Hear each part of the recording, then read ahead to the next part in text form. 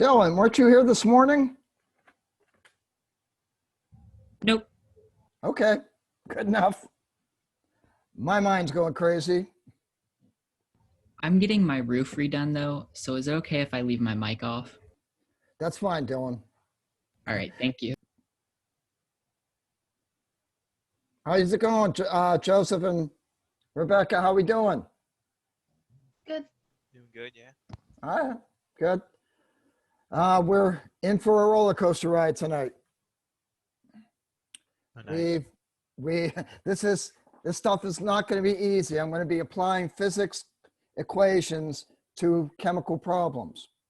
So hopefully we'll be able to, hopefully I'll do as good a job explaining it tonight as I did this morning.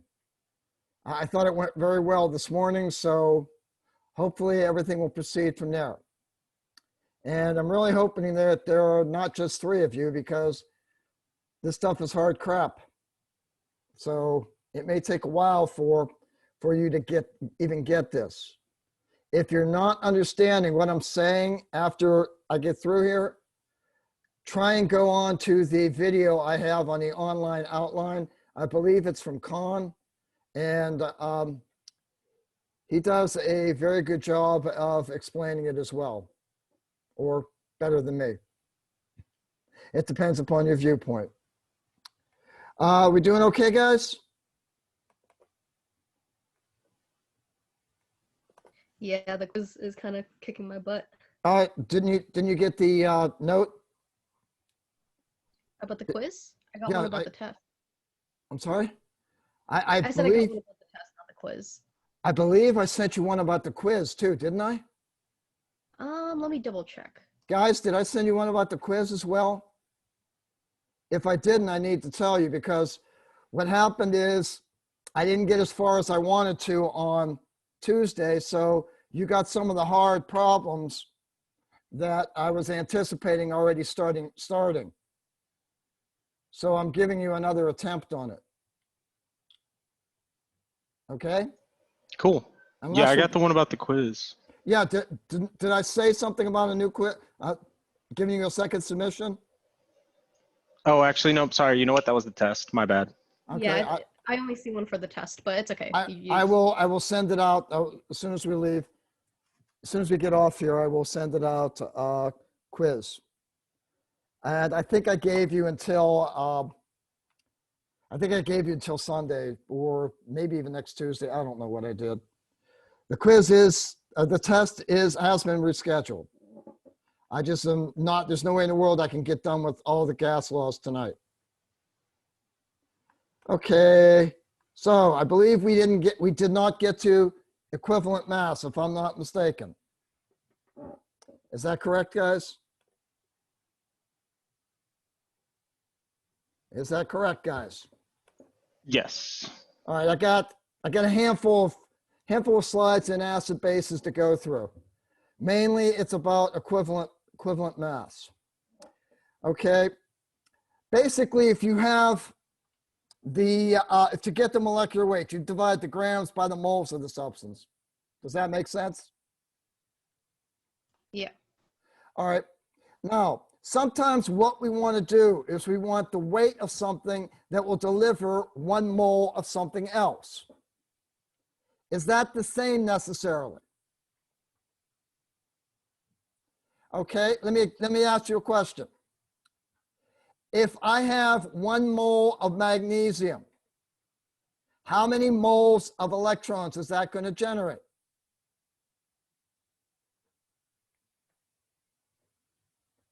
Magnesium, what charge is on magnesium, guys? Crickets. Come on. Magnesium. Plus two. Plus 2, so it's, how many electrons is it lost? 2. 2, all right? So if I have 1 mole of magnesium, how many moles of electrons is that going to be produced? 2 moles, right? So if magnesium weighs 24 grams, what weight will deliver 1 mole of electrons? 48 grams? If one If 1 mole delivers 2 moles of electrons, 12. it's 12. You got to half it. Okay. Did that make sense? So Yes. that's all equivalent weights are, is it's a weight that's designed to deliver 1 mole of something. Okay, and I didn't want to do that. All right, it becomes necessary sometimes. Say you're going to do an experiment and you need 1 mole of H plus, but if you have even the slightest bit above 1 mole, the reaction's going to explode in your face. So how many moles of sulfuric acid are you going to add? How many H's does sulfuric acid deliver? 2. So how am I going to get 1 mole of H plus? How many moles of sulfuric acid am I going to have to use it to? How many moles am I going to have to put in there to get 1 mole exactly of H plus? Why not? Very good. Rebecca, this is not rocket science. It's not hard. So you're absolutely right. It's 1/2 a mole of sulfuric acid will deliver 1 mole of H plus. So not all acids are equal. If we're looking at the equivalent weight being the amount of the acid that will deliver 1 mole of H plus, every mole of HCl delivers 1 mole. Every mole of H2SO4 delivers 2. So if I wanted to deliver 1, I got to half the weight. So in other words, half the molecular weight is going to deliver 1 mole of H plus for sulfuric acid. If I have phosphoric acid delivers 3 moles of H plus. So if I want to only deliver 1 mole of H plus from my phosphoric acid, I have to take my molecular weight and divide it by 3. Is this making sense to you? Yep. Yeah. Okay.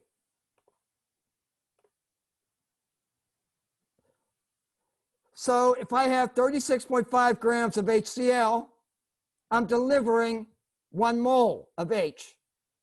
So the equivalent weight and the molecular weight for HCl are the same. If I switch to sulfuric acid, basically, all I got to do is set up a simple ratio.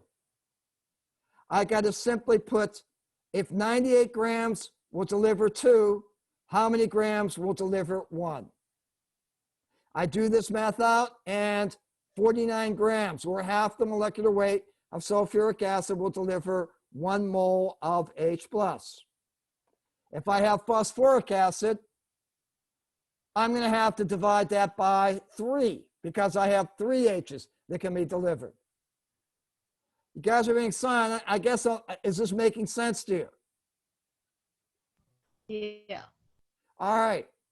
So if you have an unknown acid, you don't know what it is. Do you know how many H pluses it can deliver? Yes. You have an unknown acid. How many H pluses are there? Blake, you just said you could do it. Well, are we talking about NaOH? Yeah, you're talking about NaOH, yeah. So it would be 1. You deliver 1. Wouldn't it be 1-to-1 ratio? No, because you don't know whether the acid's H3PO4, whether it's H2SO4, or whether it's HCl, do you? No. Gotcha. Don't know what it is, so you don't know how many H's that's delivering. But what you do know is the molar ratio between H plus and OH minus. That will always be 1-to-1. Gotcha. I was about to So say, I feel like we did this in the lab. we did. We did. So. I'm just going over it again. Obviously, it didn't stick the first time. Okay. So if this is a 1-to-1 relationship and we know the moles of OH, we know the moles of H plus. But when we divide the moles of H plus into the weight of our acid, We don't know how many H's that acid delivers. So all we can say is that we know what the equivalent weight is.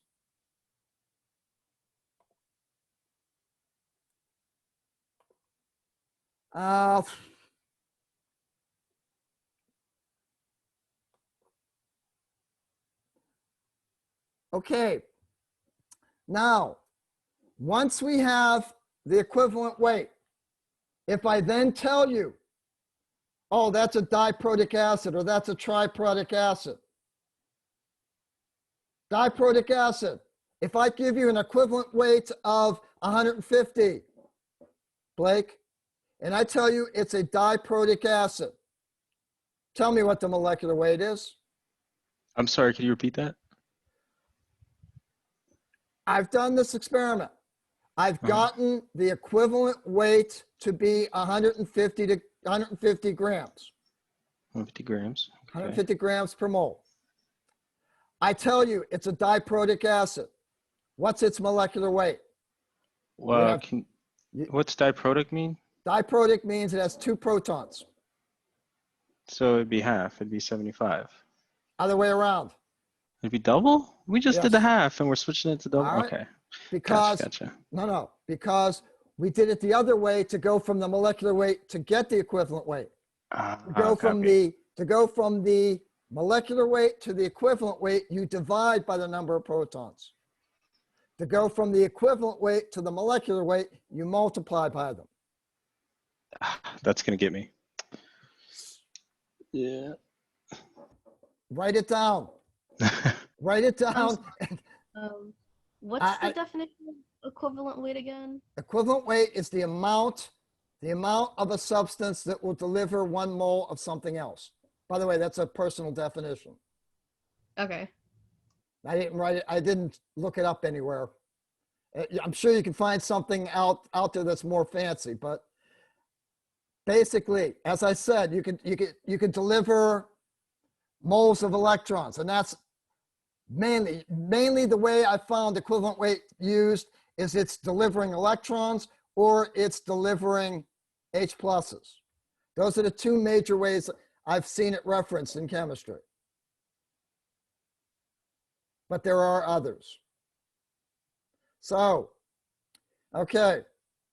If you're going from, and I really didn't want to spend this much time on this. If you are going from a molecular weight to find the equivalent weight, you are dividing by the number of protons, because the equivalent weight gives you the equivalent weight is what gives you 1 mole of protons. The regular weight is going to give you 2 or 3 times that.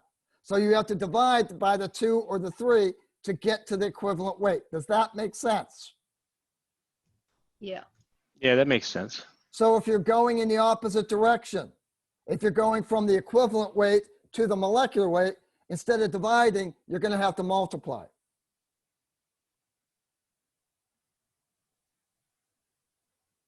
Because the equivalent weight is the one that delivers 1 mole. The molecular weight will deliver more, so you got to multiply it. Yeah, that clicks with me. So You're not just saying that to say Mr. Popovich is a good teacher and no. okay. Don't shine me on, guy. That 1 mole can be anything from the electron to. Yes, it could be anything. Okay. It could be electrons. Very well. And you will find some chemical problems that do involve that. As a matter of fact, when you get into electrochemistry, there's something called the Nernst equation that directly involves that, the number of electrons delivered. Okay, last thing I'm going to do for acids bases is I'm going to make it somewhat simpler for you. If you are happy and if you are comfortable with the stoichiometry of taking the amount of base and seeing how much acid you need to titrate it. If you're comfortable with it, I want you to put your hands over your ears and say, dead kitty, dead kitty, dead kitty. And keep on saying that until I tell you to come back, okay? If if, guys, I have a balanced acid-base equation like I do here, if the coefficient in front of the acid is the same as the coefficient in front of the base, then at the equivalence point, moles of acid equal moles of base, correct? Yeah. How, if you're going to get the moles of the acid, that's just molarity times the volume of the acid. If you want the moles of the base, that's moles of base times the volume of the base. If this holds true, then the molarity of the acid times the volume of the acid equals the molarity of the base times the volume of the base. And the nice thing about this is you don't have to convert the volume, because if you convert it on this side, you're going to have to do that same conversion on the other side. As long as the label of the volume is the same on both sides.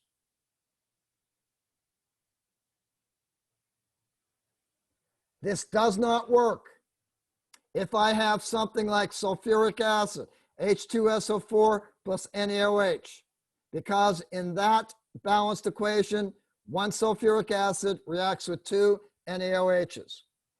Another way to look at this is if the number of H's equals the number of OHs, you can use this simple equation. If the number of H's does not equal the number of OHs, then you can't. You got to go through the whole stoichiometric equation. Are we good, guys? Yeah. Okay. We're only 5 minutes behind schedule. Yay. I don't want to do that. Don't save. Okay. Sharing is stopped. Okay. Now we're going to get into the gas laws. I got to slide 39 today, and there are 111 to do. Okay, what we're going to do today, we're going to talk about the properties of the gases. Today, we're going to definitely start in on the kinetic molecular theory. We're going to introduce the ideal gas law to you. We're going to learn about the other gas laws after that. We're going to deal with the combined gas law, Dalton's law of partial pressures, and then the last thing we're going to deal with are gas laws and stoichiometry. Now, generally speaking, gases expand to fill their container. If I have one nitrogen molecule in this room, besides the fact that I would be dead, that one nitrogen molecule would be filling the entire volume of this room. And the shape of that one gas molecule would be the shape of the container. Gases have a much, much, much lower density than solids or liquids. They're compressible. If you have a mixture of a gas, it will always be homogeneous. And gases will flow. If I have two bulbs, one vacuum and another filled with a stopcock in the middle, I open that stopcock, the gas will flow into the other container. Now, things that determine a gas's properties. These are factors. I guess factors is better than elements. Factors that determine a gas's property. There are 4 of them. Pressure, volume, temperature, moles. Those 4 interrelate with one another to determine what the gas's properties are going to be. There is also something called standard temperature and pressure. We all need to relate to something that is at a stable time so that we can relate everything else to that stable state. Everything is related in gases to standard temperature and pressure, which means it's 273.15 Kelvin. Officially, it's 10 to the 5 pascals or 0.986 atmospheres. Ladies and gentlemen, we're not going to stand on formality on that. By convention, just use 1 atmosphere as standard pressure. These next couple of slides, the only reason I put them in there was to give you a convenient location to look for conversion factors. You'll find pressure in atmospheres, torr. If you're listening to a weather report, you'll hear inches of mercury. If you're trying to fill up a tire, you'll feel it in pounds per square inch. Pascals is another scientific term. You also hear it as millimeters of mercury. If you don't know it, write it down. Millimeters of mercury and torr are the same number. They're interconverted. Here are the conversions. Now, the first class, morning class, wanted me to go through a couple of dimensional analysis problems. Would you like me to do that, or do you think you can handle those on your own? I think it's simple. It's just the same thing. All it is converting one thing to the other, putting one thing on the top, knowing what you have and what you want to find out, and putting the right thing on top and the right thing on the bottom. I'm really not trying to intimidate you. Please, if you want me to go through a couple problems, I'll be happy to do it. But I just don't want to waste our time doing something you already know. So as a consensus, are we good? Do I have an amen on that? Yep. Yep, it's not an amen. Amen. All right, if we're talking about units of volume, we can be basically talking about anything from liters, milliliters, centimeters cubed. Again, I hope you know at this point that milliliters are equal to cc's, which are equal to centimeters cubed. Cubic inches, gallons, meter cubed, quarts, all of these are definite terms of volume. Again, another place where I have conversions there. Last thing we're going to talk about in terms of this are temperature, because moles are moles. Temperature can be written in centigrade, Fahrenheit, or Kelvin. And just to reiterate what we discussed probably about 8 weeks ago or so, if I have a Fahrenheit temperature and I want to convert it to Celsius, I have to subtract 32 from the Fahrenheit and divide it by 1.8. That will give me Celsius. Remember that the 1.8 and the 32 are exact numbers. They do not figure in to the sig figs. Another point of contention. Celsius temperatures, most thermometers measure out to the tenths of a degree. So that when you add it to the degrees Kelvin, yeah, you got to add it to 273.15, or you could just right away just do 273.2 because it's going to round up anyway. Are we good so far?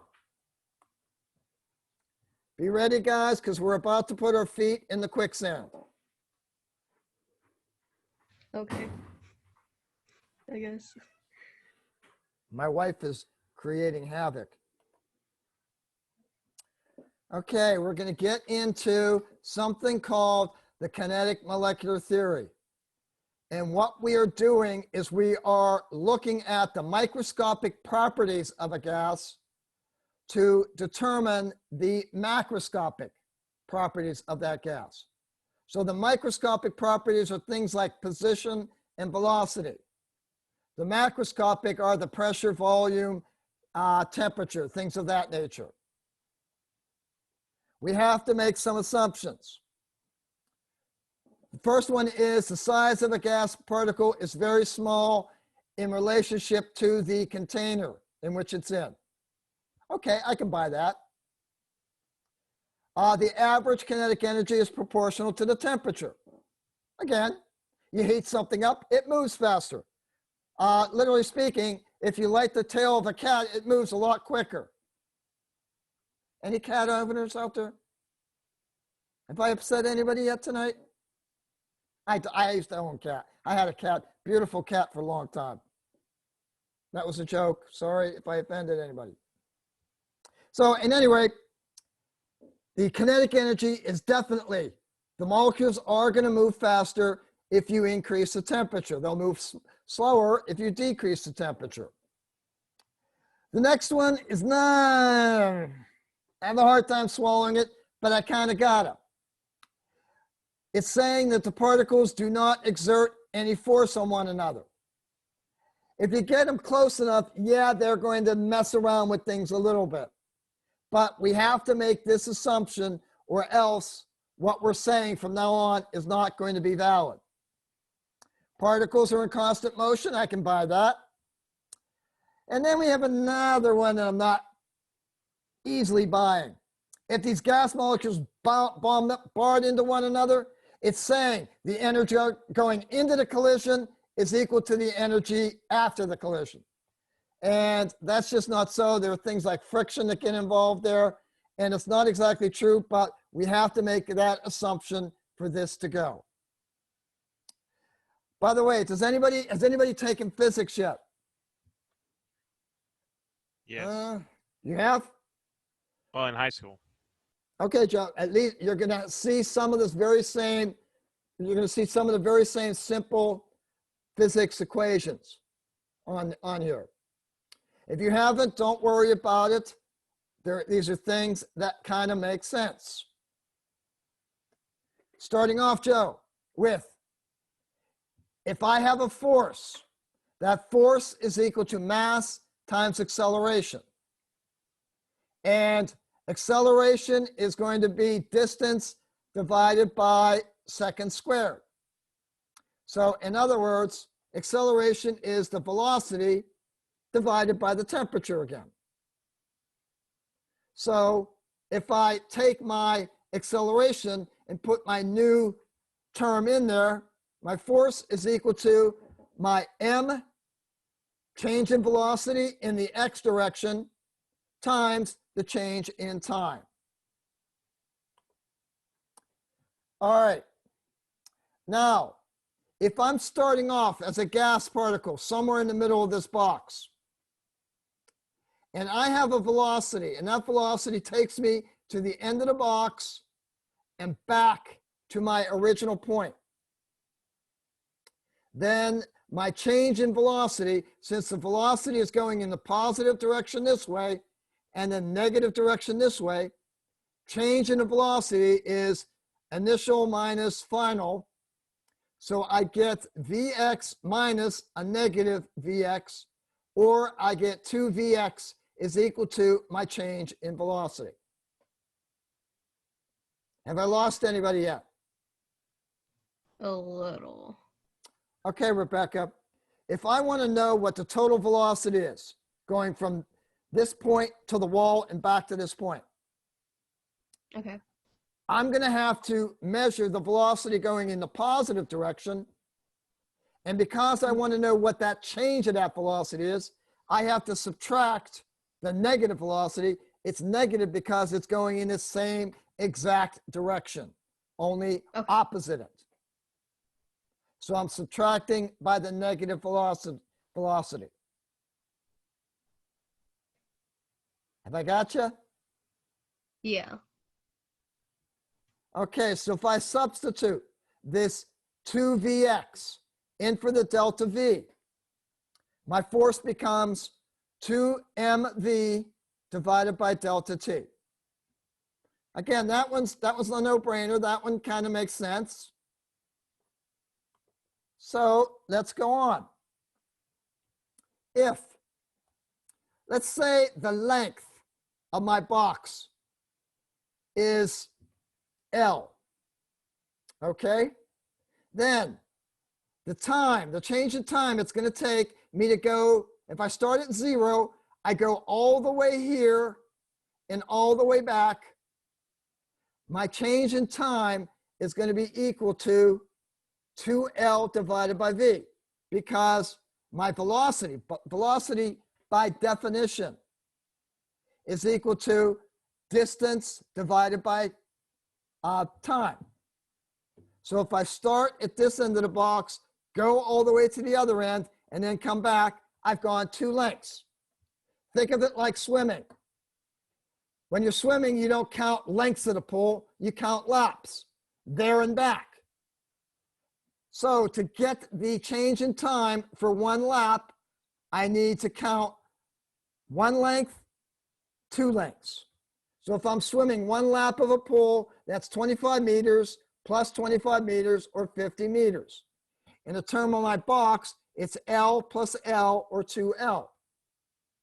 If the velocity is equal to 2L divided by delta T, then delta T is equal to 2L divided by V. I have my delta T down here, okay? I plug my 2L divided by V sub X down here. Now, when you have a divided by in a denominator, that's like multiplying up in the numerator. So I have a divided by V to the X in the denominator, and I have a V to the X in the numerator. So that's what makes my Vx squared. So overall, I get my force is equal to my mass times my velocity in the X direction squared divided by my length.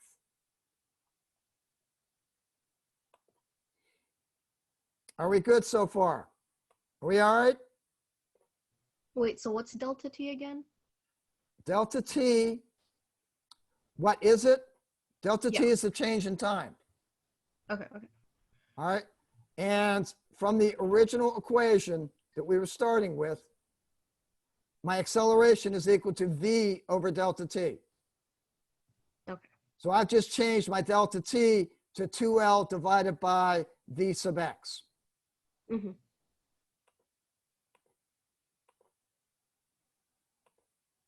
Got to find out where I'm at now. All right. Now that we're just to this point, we are just talking about one gas particle. Do you suppose they're traveling all at the same speed? No. So wouldn't it be more appropriate to talk about the average velocity? Are we going to rely on one gas molecule when there are 6.02 times 10 to the 23rd others out there that have different velocities? No. We're going to want to do the average velocity. So if I say that my average velocity is I add up each one of my individual velocities squared and divide that by n, wouldn't that give me my average velocity squared? Yeah. So I multiply n times v squared average, and I have no idea why I did it this way, but I did. I plugged in, okay, this is Vx squared. So in order to equate Vx squared, I have Vx squared is equal to Vx squared average times n, which is the same thing as F over n is equal to Vx squared average squared over L. It doesn't matter because I'm going to bring it over the next slide anyway. I have a feeling I just lost you. So okay, I understand that to calculate the average velocity, you have to do all the particles. But is it possible to count all the particles? It doesn't matter at this point, Rebecca. Oh, okay. We just have to know that that's how you would get the average. Okay. Okay. We don't really need to do it, but we just need to know that that is how it's done. Gotcha. Okay. So I'm going to change this around because this doesn't make sense to me anyway.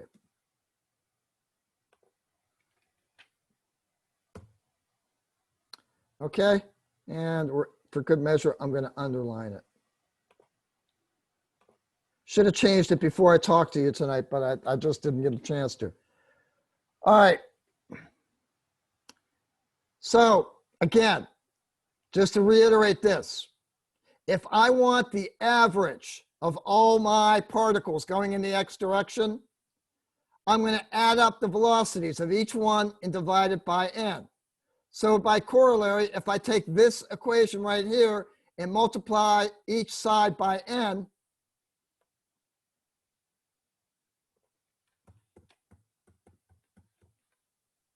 if I multiply each side by n, then n incorporated into this, I get F is equal to NMV x average squared divided by L. Do you all see how I got that?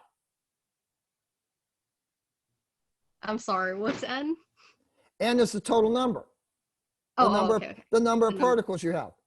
Gotcha, okay. Okay? Now, we don't need this one. If my force is equal to NMV x average squared divided by L, what I'm going to do right now is I'm going to divide both sides by the area. The area of the side of the box that my particle is hitting on. Okay? What that gives me is F divided by A is equal to NMVX average squared divided by LA. Will somebody tell me what the length times the area is equal to?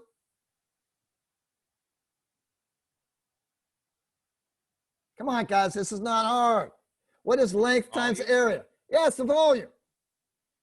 Coincidentally, force divided by area is equal to pressure. That is the definition of pressure. So if I have F divided by A on my left side of my equation, I have the pressure.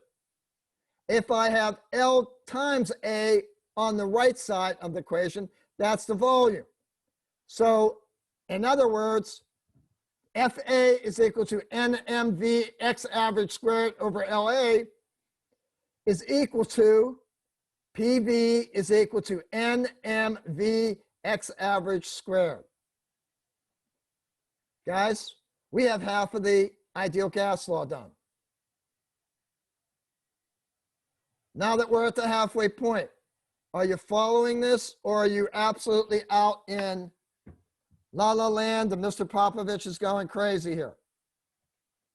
I mean, I can see the proof. I'd just like to do some examples. So would I, Blake. How much time do you have tonight? Not enough.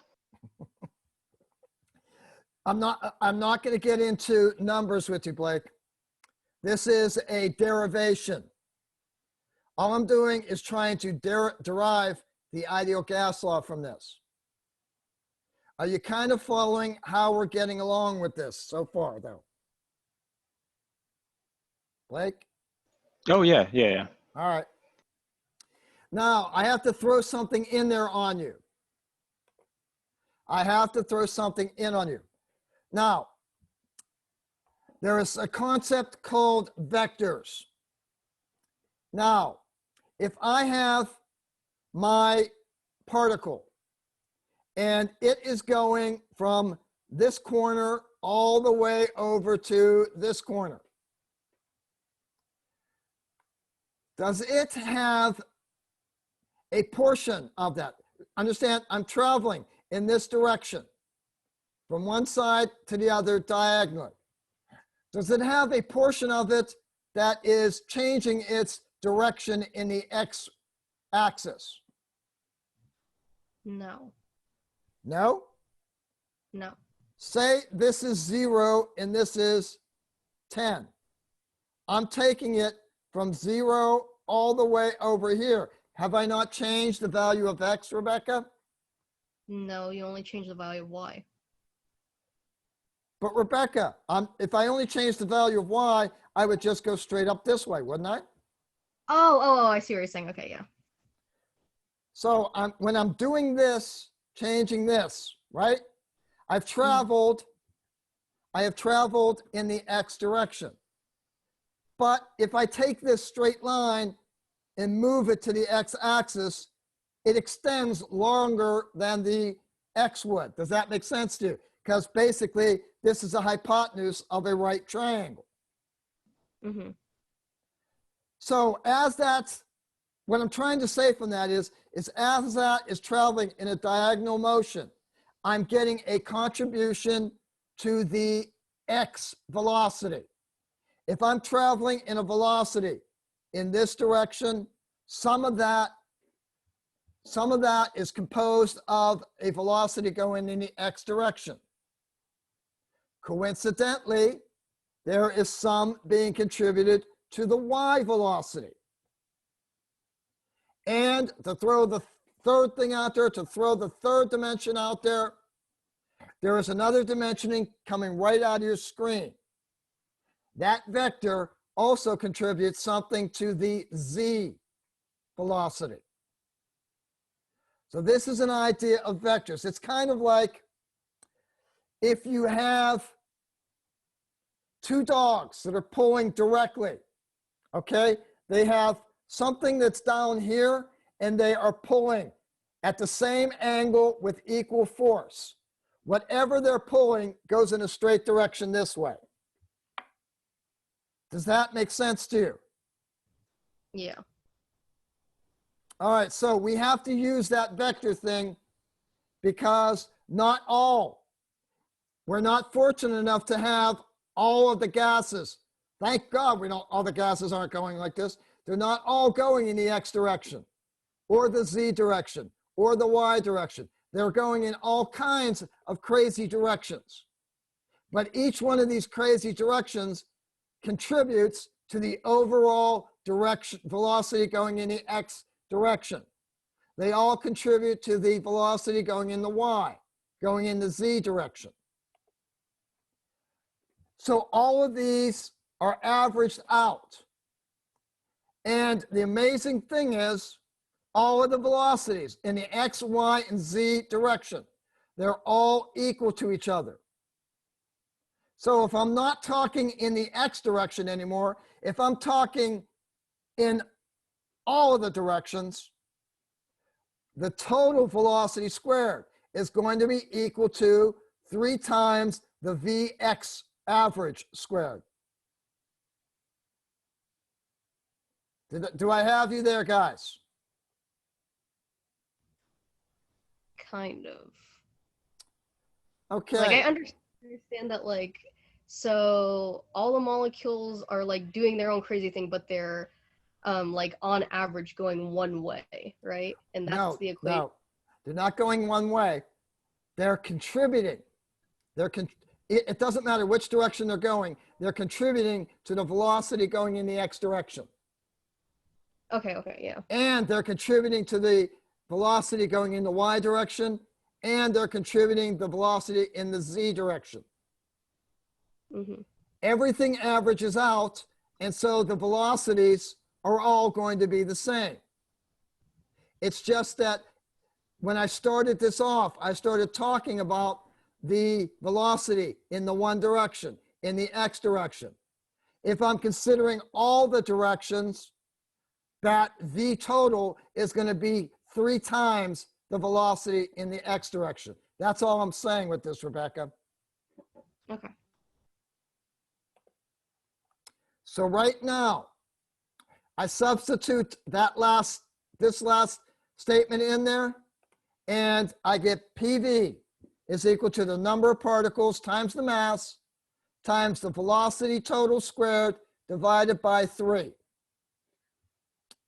Now we get to the trust me stage. There's a reason to do it. There are a couple reasons to do it. Okay? One of them is that if I multiply this half by 3 halves, what happens is the 3 gets thrown away and I get equal to 1/2 mv squared. 1/2 mv squared is the kinetic energy. That also links in with something called the Boltzmann distribution. The Boltzmann distribution is a formula which will dictate the temperature versus the velocity. And basically that's what the distribution is. It relates temperature to velocity. And so we can do that by saying that we have the 1/2 mv total squared there. That 1/2 mv total squared is equal to 3/2 kT. So I basically shove this number in where we have the 1/2 mv squared, 3/2 on the left. I now have 3/2 on the right. I now have PV is equal to the number of particles times K times T. I've now put T, the third member of the ideal gas law. All right. We have now PV is equal to NKT.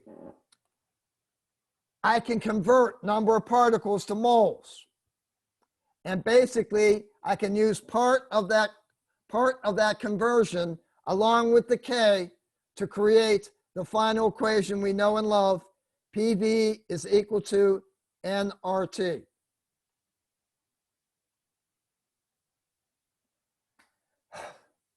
How are we doing? I'm giving it up. Go ahead, Rebecca. It makes sense, but do we need to know like exactly how to derive it, or like do we just have to understand the concept about that equation? You have to know the basic concept about the equation, but Okay. it will help your explanation to have the equations handy. Okay, Rebecca? Mhm. And yes, you are responsible for it on the test. Yes, it will be 10% of your grade.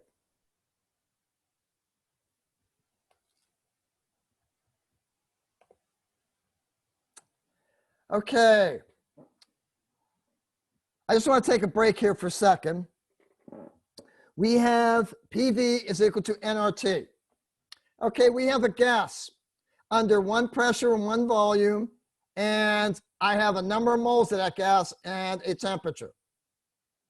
If I change all the parameters, if I change the P from P1 to P2, if I change the volume from volume 1 to volume 2, number of moles, I take more moles or take moles away, but I have a different number of moles. So I have N1 and N2, and my temperatures change.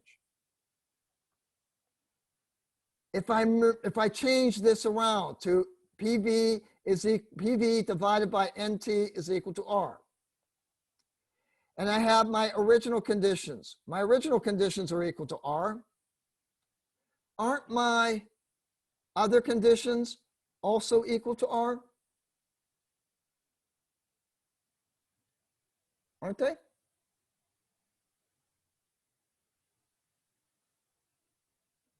Dylan, you've been quiet. So you said your microphone is out. Joe, do you see this being in actuality? If I change every one of my conditions, P, V, N, and T, to new conditions, aren't they both equal to R? What I was meaning, my bad. I'm sorry, Yeah, Joe? because I mean, if they're all by, oh, on the left they're all like to the one, and then on the right they're all to the second. So it's pretty much the same thing, but like doubled. Like if you're thinking about it, it's like equation. But they're all equal to R, Joe. I mean, like there's, yeah, that's what I'm trying to say. They're the same thing, but on the right it's just doubled, kind of like theoretically. They're all equal to R. So I can say this equation down here, P1V1 divided by N1T1 is equal to P2V2 divided by N2T2. What if I make N1 equal to N2, Joe? I make N1 equal to N2 and substitute it in here. And I get P1V1 over N1T1 is equal to P2V2 over N1T2. Do you see anything you can eliminate from that equation, Joe? In one. N1 goes away. So literally speaking, what I do is I'm changing everything else. I'm changing the pressure, volume, and temperature, and the number of moles is staying the same. If that happens, you can eliminate it. And by eliminating the moles in that equation, we have just derived the combined gas law from the ideal gas law. You don't have to memorize all the Question. gas laws. All you got to do is memorize this one, or just realize that you can get this one. Then, from this equation, you look at the gas law problem. Everything that is changing stays. Everything that is staying constant goes away, and you've derived the gas law. A question about that? You can go back. Go ahead. So what us setting N1 to like equal to N2, that wouldn't change anything except for make it like N1, N1? Well, I'm sorry, Joe. Come again. I was saying like, you said what if N1 is equal to N2? I was wondering if that is going to have any factor in it at all. Like, is it just going to change? Okay, let me give you a question, Joe. All right? Let me give you a real life question. A balloon at 1 atmosphere, at a 1 liter balloon at 1 atmosphere and 25 degrees Celsius, which is 298. Okay? That balloon is taken to the Marianas Trench, at which the pressure is 45 atmospheres and the temperature is minus 40 degrees Celsius, and the what is the new volume? Have I changed the amount of moles that are in that balloon, Joe? Oh, no, it'd be the same. So in that instance, the moles would go away in that problem because Okay. the It'd be moles equal to haven't changed. You need to keep everything else there. In this case, you would probably use V2 as your volume, and that's what you would solve for. All right, that helps. Okay, let me give you another example right off. All right. In Boyle's law, moles and temperature are constant. So let's look at the overall equation. P1V1 over N1T1 is equal to P2V2 over N2T2. Boyle's law says temperature and moles are constant. You can get rid of N and T. If you get rid of N and T, you get P1V1 equals P2V2. Eliminate what is constant. Keep what is changing.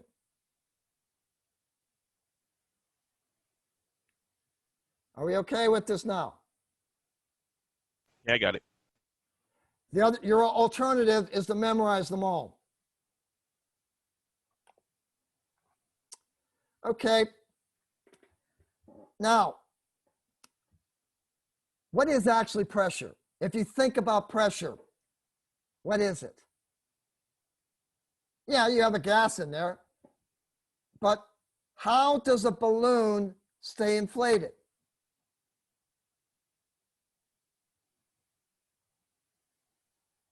Like to get, I'm gonna take a guess here and say like the gas inside is making it expand, so it's applying pressures on the How does it outside, make it pushing expand outwards. though? Think on microscopic terms, Joe. How is it making it expand? You have a gas molecule. It's traveling. All of a sudden, it comes to the balloon part. It smacks into it, right? Yes. Isn't pressure nothing more than collisions with the walls of the container? Yeah. So if we have these collisions in a certain area, that is going to be called pressure. And so pressure by definition, pressure is equal to the force, the mass times acceleration of the particle divided by the area. Area is part of the surface volume. That makes sense to you? Area is part of the volume.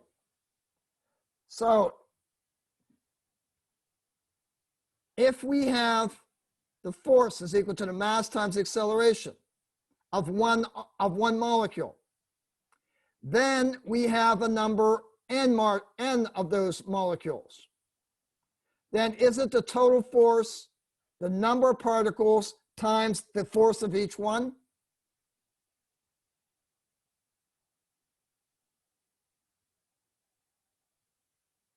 I'm getting crickets here, guys. Yeah. Okay. I'm really, I'm in the dark here, guys. I don't know whether you're lost, whether you're floundering, or whether you're up to what I'm doing. I need some feedback. It's just a lot. Like, I'm just thinking about it and trying to, like, imagine it. Like, it makes sense when you're saying it. It just takes a little bit to think about it. What I really would suggest you doing is, actually, I did a better job. Unfortunately, I did a better job explaining it in the morning class. I would look at that. I would look at that video more than this one. It's just sometimes one class is better than the other, and I could just feel that that one was better than this one. I would relook at that one. Or look at the Kahn video regarding the kinetic molecular theory. This basically, what I'm doing right now, is the common sense thing that you're going to be able to apply to describe the molecular kinetic molecular theory. Let's go back over this a little bit. Let's go back to this slide.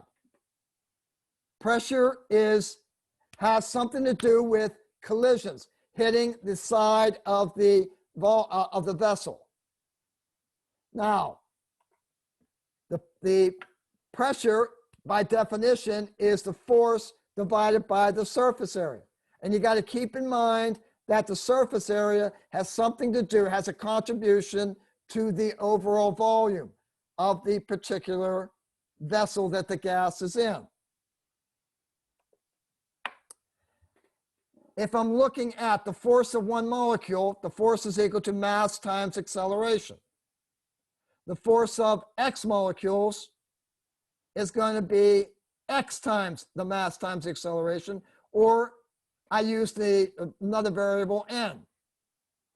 So the total force is the total number of molecules times the mass of them times the acceleration. Since pressure is equal to force divided by area, and force is equal to NMA, then the pressure is equal to number of molecules times the mass of those times the acceleration divided by the area. So basically, what this little derived formula means to you, and is a simpler way of describing the kinetic molecular theory. If I want to relate pressure with N, isn't the number of particles equal to the moles? Or can it be converted? Yeah. So pressure is equal to moles. It's directly. As moles go up, pressure is going to go up, right? Mm-hmm. Okay. Pressure is also directly related to the acceleration. Remember, we said acceleration is directly related to temperature. So if pressure is directly related to the acceleration, and the acceleration goes down, the pressure is going to go down. Okay? Mm-hmm. Pressure is also related to 1 over the area. Now, this is a little bit more convoluted, and we got to think it through. As area goes up, am I not dividing by a bigger number? Yeah. If I'm dividing by a bigger number, what happens to the pressure? Is it bigger? I'm dividing by a bigger number. Okay, Oh, so Rebecca, more? is is 1/2 or 1/4 bigger? 1/2. What? Because you're 1/4, Oh, you're dividing okay, I by a see. bigger number. Gotcha. So as the area goes up, you keep on dividing by a bigger number, the pressure is going to go down. All right, guys, I'm going to go over this again. I know that this is like probably a toothache to you. But this really is the crux of what I want you to do when you're explaining things. So, will we all agree the pressure is equal to force divided by area? Yeah. Okay. Another physics equation. Force is equal to mass times acceleration. That is if of one particle.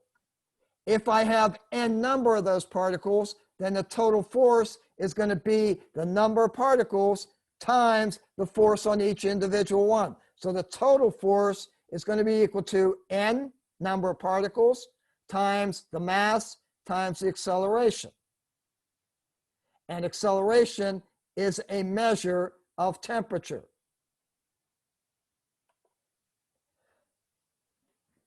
So if pressure is equal to force divided by area, and the force is equal to NMA, then the pressure is equal to NMA divided by the surface area. N, number of particles, can be related to moles. It's on the numerator side of the right side of this equation. So as pressure goes up, the number of molecules goes up. Acceleration is directly related to temperature. Again, it's in the numerator. As it goes up, the pressure will also go up. Now the area, which is related to volume, is in the denominator. As area goes up, we're dividing by a bigger number. Pressure has to go down. And that's basically all I want you to know about this stuff. So the three ways you can increase the force a gas generates. In other words, 3 ways you can increase the pressure. If you increase the temperature, acceleration goes up. Increases the force, increases the pressure. If you decrease the volume, think of it another way. If you're decreasing the volume, aren't you making less space between the walls? If you have less space between the walls, you're going to get more hits. If you have more hits, you have more pressure. Third way, if you increase the number of molecules, you also have more hits on the surface, you have more pressure. Is this coagulating at all, guys? Yeah, I didn't know there's so much that went into like gas and stuff and just how it is in a like place. It's literally, Rebecca, you get into solids and liquids and it gets even more complicated because there you can't not assume that one particle affects the other. You notice there's no ideal solid law. There's no ideal liquid law. That's because they do interact, and there is you can't, those assumptions are even more farcical when you deal with liquids and solids. All right, let's get into our first gas law. Avogadro's law says the volume of a gas and the moles of that gas are directly proportional. Basically, what he's saying is the more molecules you have, the volume goes up. The less volume you have, less particles you have, the volume goes down.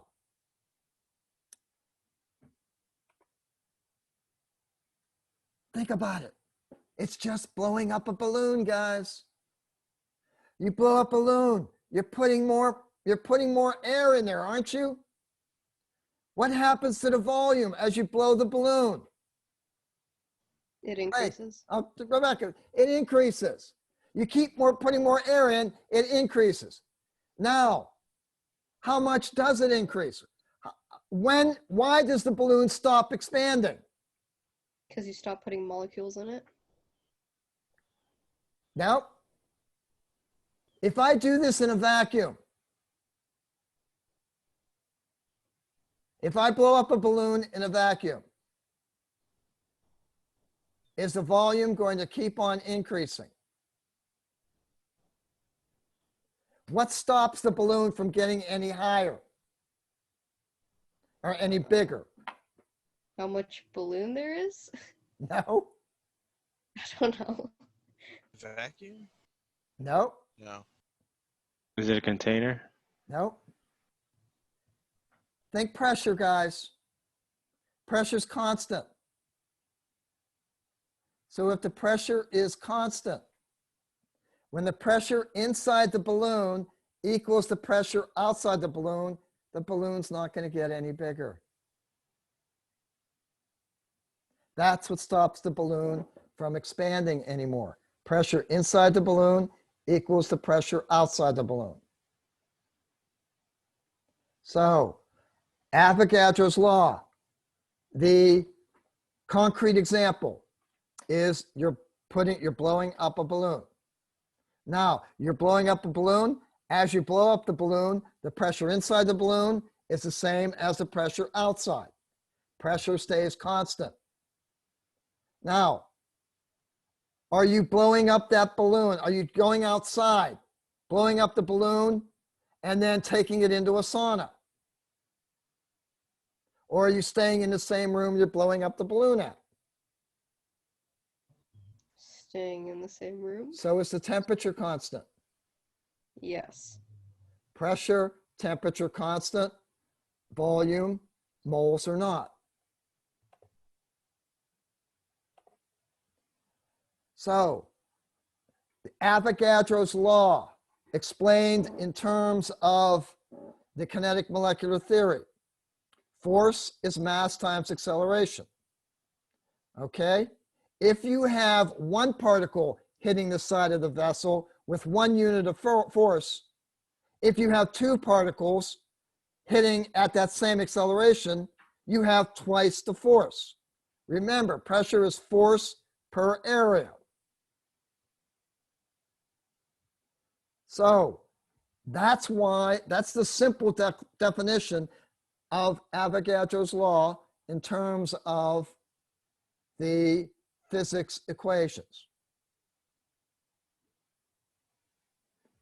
Now, what does this mean?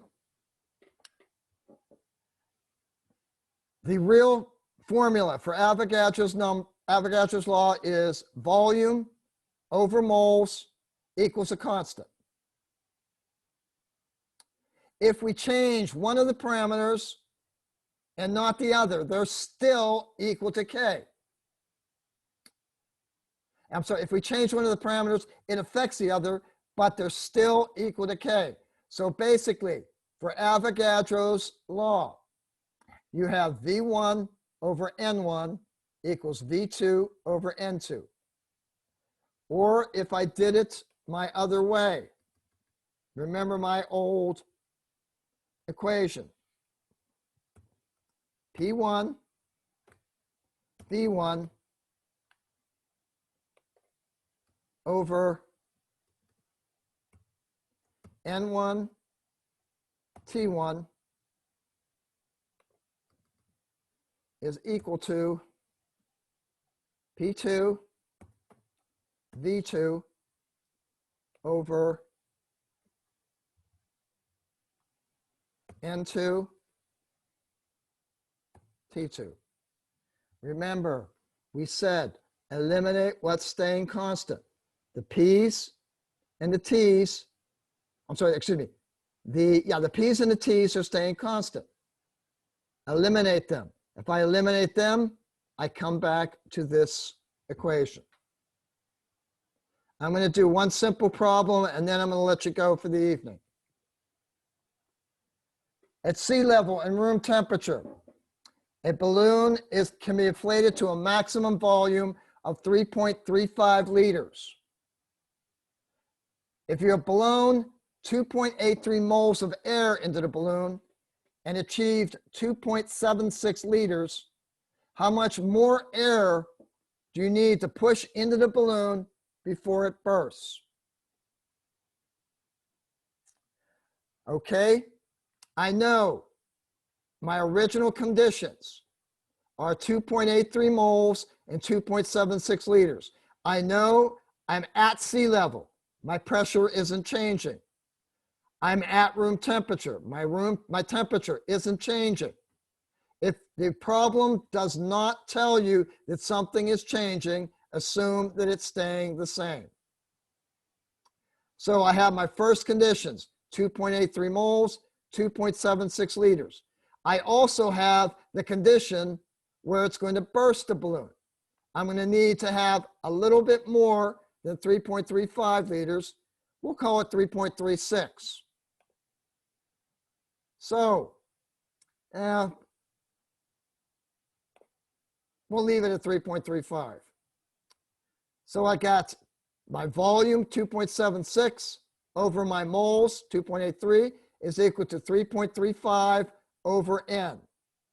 I go and solve for N. I have 3.43 moles. Am I done? Am I done with the problem? I have 3.43 moles will burst the balloon.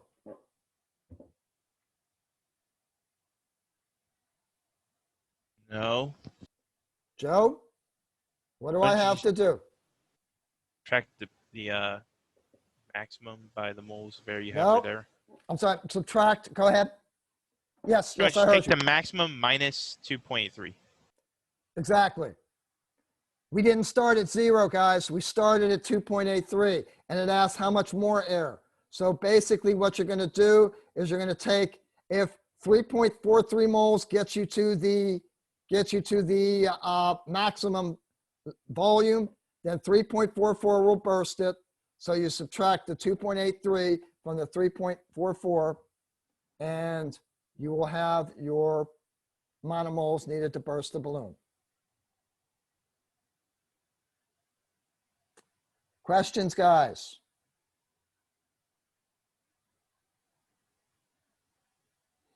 You guys have a big advantage. You have a big advantage over those that aren't attending the Zoom meetings for one reason or another. I'll be honest with you. When I was first going through this, it kind of blew my mind away as well. I've been instructed in this in my AP course in high school, my freshman semester, and my PChem class. So I've had 3 different lessons on this. In addition to this, before I set this up, before I taught 2045 for the first time, I went back and viewed that comm video that's on my online outline. And I reviewed that to try and figure out what was going on. So believe me, I know it's not easy. But unfortunately, sometimes not easy things need to be at least challenged. You need to challenge yourself with some things that are not so easy. Okay, we're going to get through the last of the gas laws on Tuesday. Our test will be on Thursday. Any questions?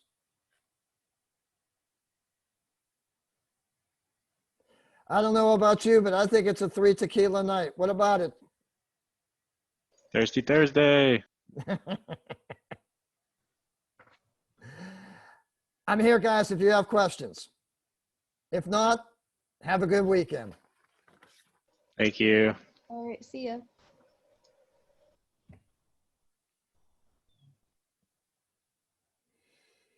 Min, you do, oh, gone, Min's gone.